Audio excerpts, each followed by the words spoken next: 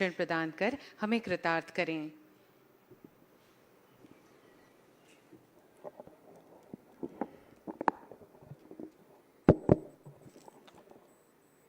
आज के कार्यक्रम के उत्सव मूर्ति श्रीमान लक्ष्मण प्रसाद आचार्य जी, असम राज्य के लोकप्रिय मुख्यमंत्री भाई हेमंत विश्व शर्मा जी,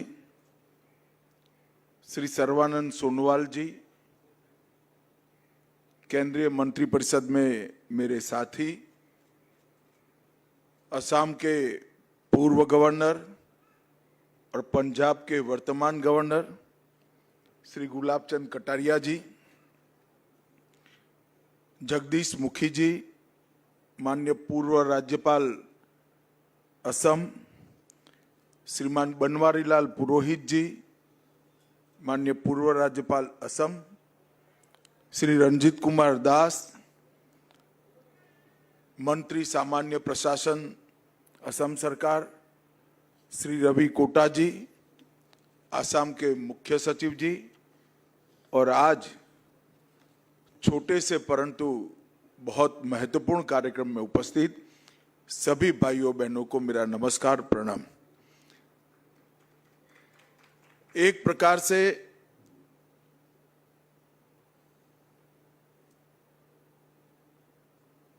विघ्नेश्वर की पूजा के उत्सव के दिनों में आज असम राज्यपाल परिसर में ब्रह्मपुत्र विंग, जो आज से कुछ क्षणों बाद ही असम के राज्यपाल का अधिकृत निवास बनेगा, इसका उद्घाटन न केवल राज्यपाल महोदय, मुख्यमंत्री महोदय, पूरे असम की जनता के लिए श्री गणेश के आशीर्वाद के साथ ही शुरू हो रहा है। ये हम सब के लिए बहुत आनंद का विषय है। मित्रों, हम सब जानते हैं बृहद आसाम में से पृथक राज्यों की रचना और उसमें से अष्टलक्ष्मी के कंसेप्ट को पुनर्जीवित कर साकार करने वाले अभी के पूर्वोत्तर की कल्पना। ये यात्रा एक प्रकार से जितनी ऐतिहासिक और रोमांचक है, इतनी संघर्ष की गाथा भी है। अनेक प्रकार के उतार चढ़ाव, हिंसक संघर्ष, ये सब को झेलते झेलते झेलते आज उत्तर पूर्व शांति, विकास और संपूर्ण विकास की दिशा में अब आगे बढ़ रहा है। इसी प्रकार से ये राजभवन भी, जैसे हेमंत विश्व शर्मा जी ने बताया, एक जमाने में आसाम का गवर्नर साहब मेघालय में विराजते थे और ये इनका कैंप ऑफिस हुआ करता था। मैं मुखी साहब जब गवर्नर थे तब यहां आया था एक बार। मैं कई राज्यों के गवर्नर के निवास पर गया हूं।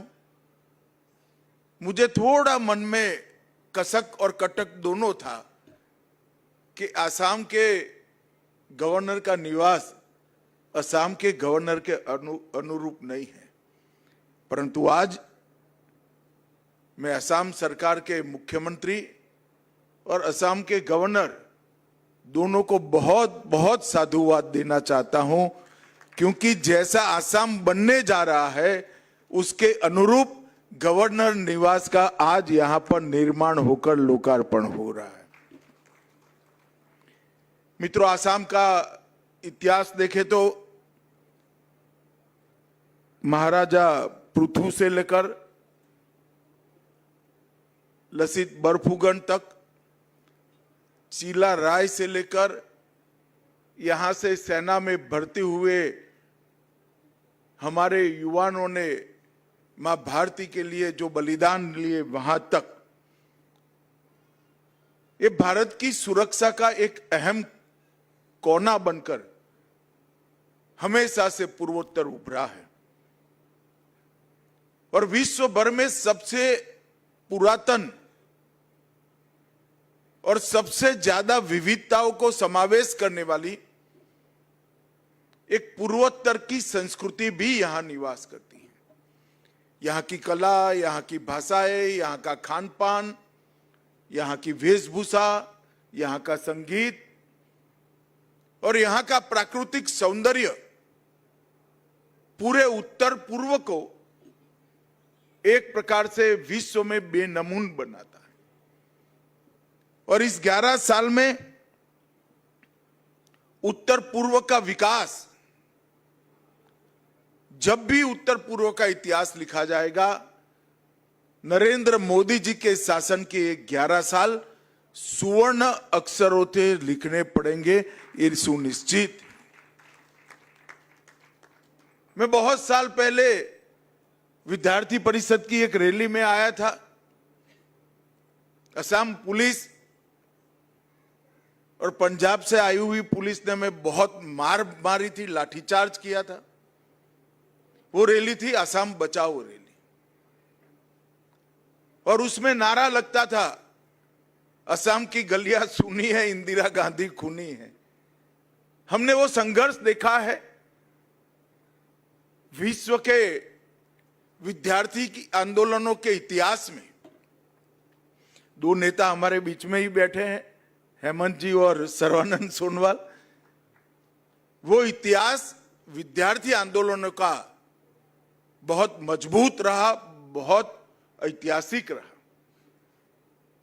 इस संघर्ष के दौर में अनेक नवयुवान बलिदान हुए, मगर मैं आज विश्वास से कह सकता हूं कि उस समय विद्यार्थियों ने जो कल्पना के साथ आंदोलन किया था, वो कल्पना को चरितार्थ करने का काम नरेंद्र मोदी और हेमंत विश्व शर्मा की जोड़ी ने किया।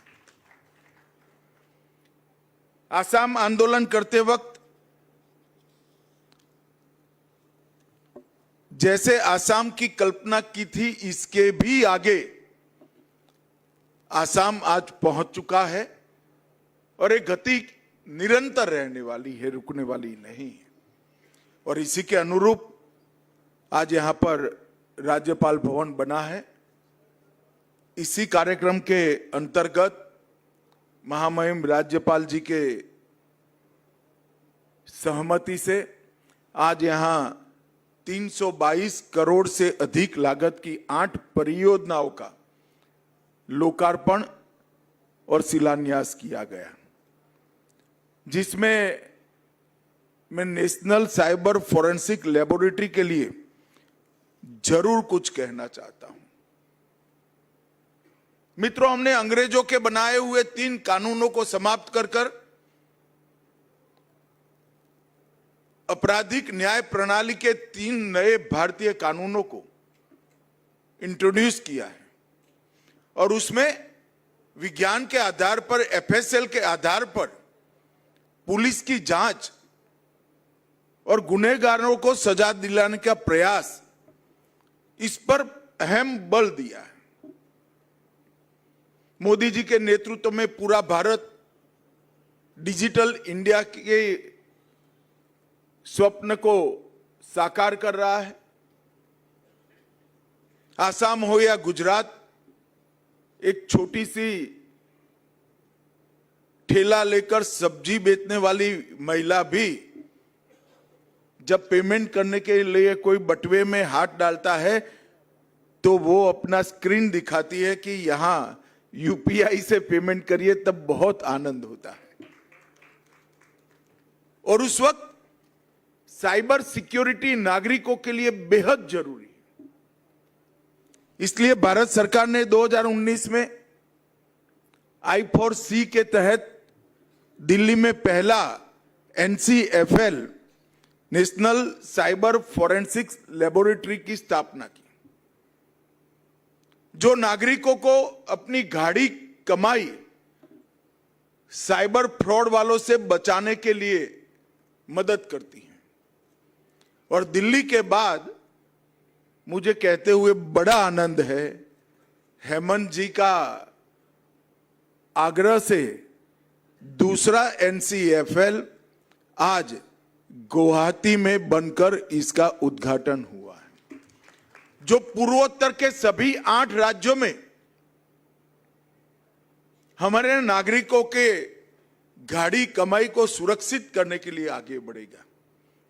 इतना ही नहीं, डार्क वेब का उपयोग कर नारकोटिक्स, हथियारों की तस्करी और भारत की सीमाओं को छिद्र ढूंढकर घुसपैठ करने का जो प्रयास करते हैं, उनको भी देश की सुरक्षा के लिए NCFL सदैव अहरनिश काम करता रहेगा।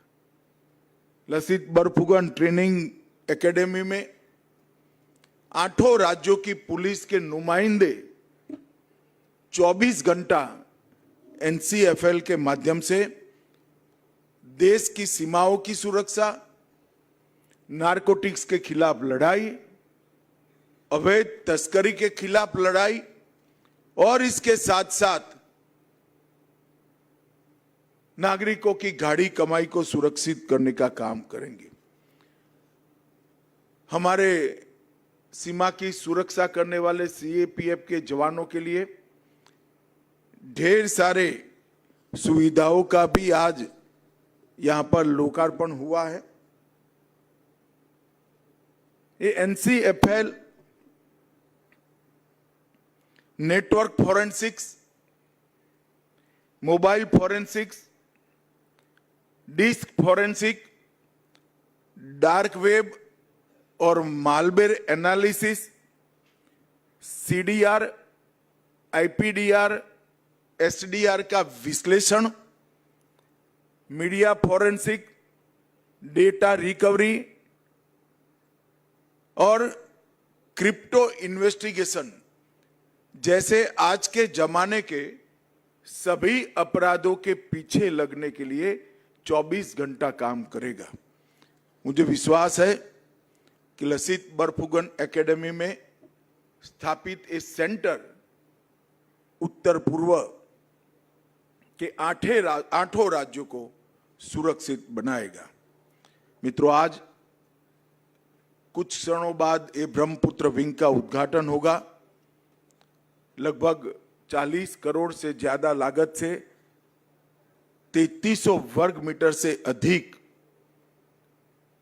ये राजनिवास के अंदर कई सारी संवैधानिक गतिविधियों को सुचारू रूप से चलाने की सुविधाएं निर्मित की गई हैं।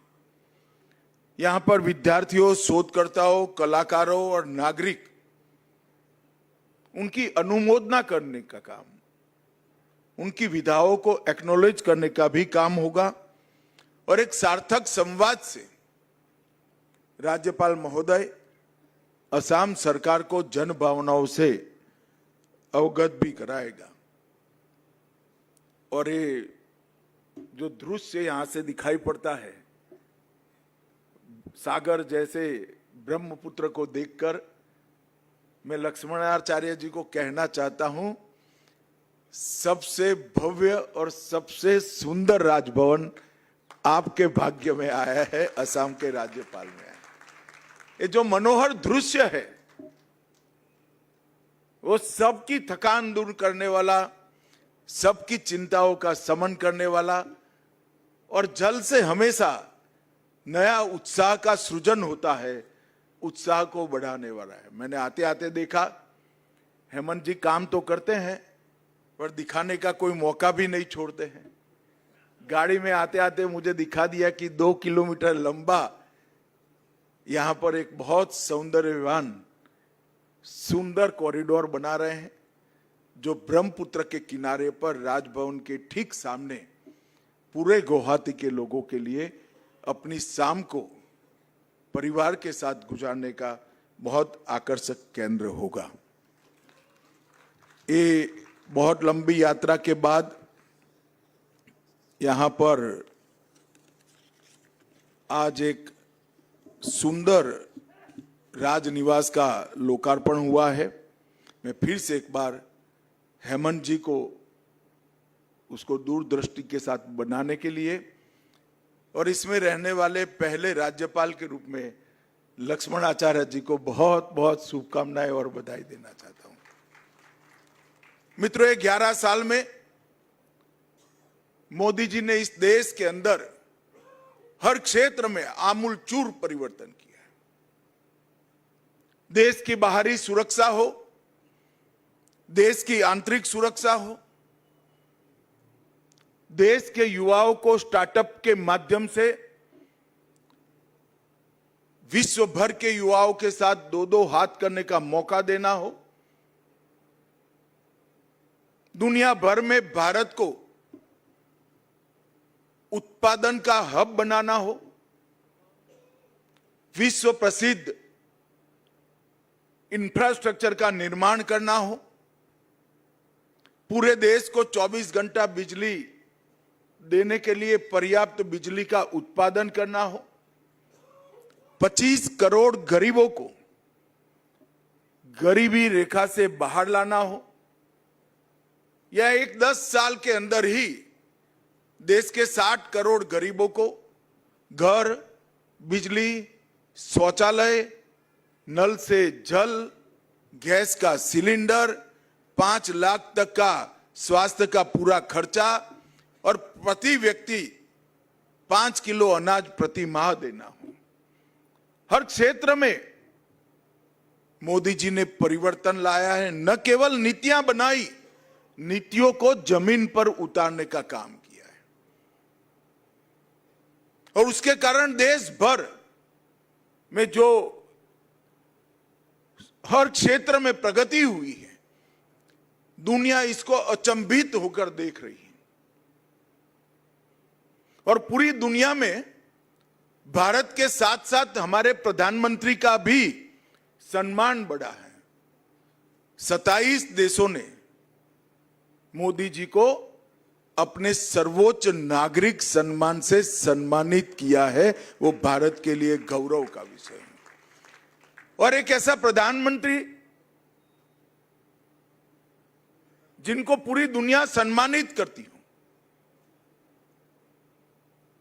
मगर भारत की राजनीति में कांग्रेस के नेता राहुल गांधी ने जिस प्रकार से घृणा और तिरस्कार की नकारात्मक राजनीति की शुरुआत की है, उसका निम्न स्तर का एक प्रदर्शन उनकी घुसपैठिया बचाओ यात्रा में देखने को मिला। ये घुसपैठिया बचाओ यात्रा जो उन्होंने बिहार में निकाली है, उसमें राहुल गांधी के स्वागत के मंच पर से नरेंद्र मोदी जी की स्वर्गीय माता जी के लिए अपशब्द बोलकर सबसे घृणित काम कांग्रेस के नेताओं ने किया है। मैं आज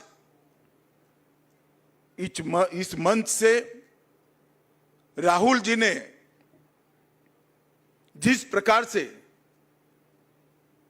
घृणा की स्तर बगैर की राजनीति की शुरुआत की है, उसकी और प्रधानमंत्री नरेंद्र मोदी जी की स्वर्गीय माता जी के लिए जो अपशब्द कहे गए, उसकी मैं हृदय से निंदा करता हूं और मैं पूरे देश की जनता को भी कहना चाहता हूं कि जिस प्रकार की राजनीति, मुद्दा विहीन विरोध की राजनीति, नकारात्मक राजनीति, घृणा की राजनीति श्री राहुल गांधी ने शुरू की है, वो हमारे सार्वजनिक जीवन को ऊंचाई नहीं देगी, गर्त में ले जाएगी। और ये आज से नहीं है। मोदी जी जब से मुख्यमंत्री बने तब से सोनिया जी, राहुल जी, मणिशंकर अय्यर, दिग्विजय सिंह, जयराम रमेश, रेणुका चौधरी, हर कांग्रेस नेता ने मोदी जी के लिए अपशब्द कहे। कोई मौत का सौदागर कहता है, कोई जहरीला सांप कहता है, कोई नीच आदमी कहता है, कोई रावण बताता है, कोई भस्मासुर बताता है, कोई वायरस कहता है। कांग्रेस के नेता क्या समझते हैं? इस प्रकार की भाषा का प्रयोग कर कर आपको जनादेश प्राप्त होगा क्या? मैं आज कांग्रेस के नेताओं को कहना चाहता हूं, जितनी ज्यादा गालियां मोदी जी को आप दोगे, कमल का फूल इतना ही बड़ा होकर खिलकर आसमान तक पहुंचेगा। और हर चुनाव में आपने प्रयास कर कर देखा है, फिर भी कुछ सीखना नहीं चाहते। हर चुनाव में गाली दिया, मुंह की खाई, और फिर विजय को झुठलाने के लिए एक घुसपैठिया बचाओ यात्रा लेकर ये निकले हैं। एक घुसपैठिया बचाओ और कुछ नहीं है। ये यात्रा घुसपैठिए को बचाने के लिए यात्रा है, अपनी वोट बैंक को प्रोटेक्ट करने के लिए यात्रा। मैं देश भर की जनता को पूछना चाहता हूं, कोई भी लोकतांत्रिक राष्ट्र, लोकतंत्र का आत्मा चुनाव होता है। अगर घुसपैठिए मतदाता सूची में घुसकर चुनाव को प्रदूषित करे तो कोई राज्य, कोई राष्ट्र कैसे सुरक्षित रह सकता है? और ये कांग्रेस पार्टी ने जो शुरू किया है, देश भर की जनता अचंभित और दुखी होकर इनके कुत्सित प्रयास को देख रही है। मुझे मालूम है कि प्रयास को जनता का समर्थन नहीं है, परंतु 2 दिन पहले जो हुआ, इसने सारी सीमाएं लांघी। मोदी जी की माता जी का जीवन, एक गरीब घर में अपने सभी संतानों को संस्कारित कर कर ऐसे स्तर पर पहुंचा जाए कि बेटा विश्व का नेता बने, ऐसे जीवन को अपशब्दों से बोलना, ये भारत की जनता कभी सहन नहीं कर सकती। और इससे ज्यादा राजनीति में सार्वजनिक जीवन का कोई पतन नहीं हो सकता। मैं फिर से एक बार कांग्रेस के कुत्सित प्रयासों की घोर निंदा करता हूं, और मैं आग्रह भी करना चाहूंगा राहुल गांधी जी के कि जरा भी शर्म बची है तो मोदी जी की, उनकी स्वर्गीय माता जी की और देश की जनता की जरूर माफी मांगे आप। खैर, ईश्वर सबको सद्बुद्धि दे। आज अच्छा दिन है, हमारे लक्ष्मणाचार्य नूतन गुरु में प्रवेश कर रहे हैं। आज मैं आसाम की पूरी जनता को नए राजभवन के लोकार्पण पर, गणेश वंदना के इस समय में ही ये लोकार्पण हो रहा है। ये नए राजभवन का प्रवेश आसाम की विकास के आड़े जो भी विघ्न होंगे, विघ्नहर्ता जरूर उसका हरण करेगा। मेरी बहुत बहुत शुभकामनाएं। वंदे मातरम। भारत माता की जय। महोदय, आपके साथ